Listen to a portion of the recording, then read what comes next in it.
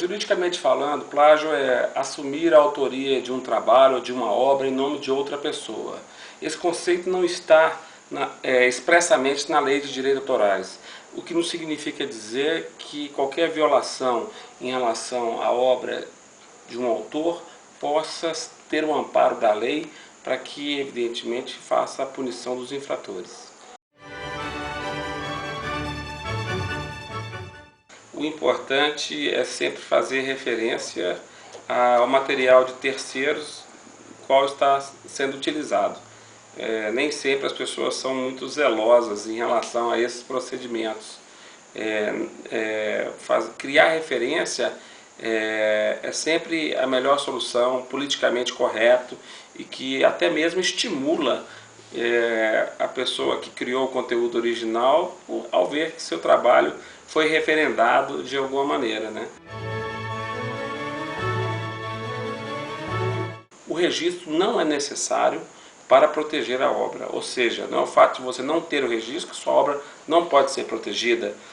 Sua obra é protegida desde que ela seja inovadora, desde que ela se traduza em uma criação e, consequentemente, é importante que, uma vez criada, que essa obra possa ser divulgada para poder marcar notoriedade cronológica em diversos sites.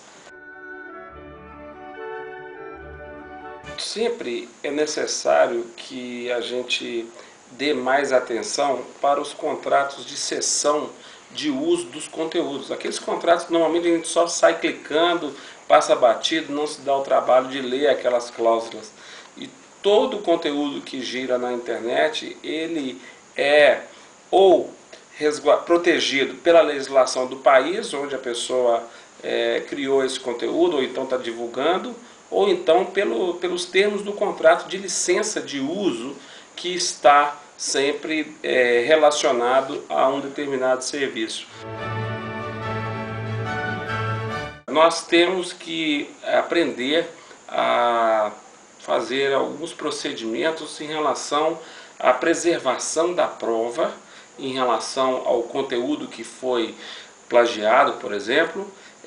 Normalmente isso se faz através de uma ata notarial, que é um instrumento pelo qual um tabelião acessa o site para dar fé pública de que de fato aquele site existe e está hospedado num determinado endereço, de modo a facilitar a instrução de um processo que evidentemente vai remeter à obrigação do pagamento de uma indenização pelo fato do terceiro ter assumido a autoria da obra de outra pessoa e, consequentemente, fazer um exame pericial onde será contraposto o conteúdo original e o conteúdo plagiado, no sentido de verificar de fato a origem cronológica de cada registro, para que ao final a gente consiga fazer a identificação inequívoca de autoria. Todo conteúdo que circula, ele é protegido, seja pela legislação do país ou pelos termos de cessão de conteúdo que existe em cada serviço. É necessário que a gente sempre fique atento a quais são essas condições. E o plágio não significa dizer que você não pode copiar no todo ou em parte conteúdos de outras pessoas.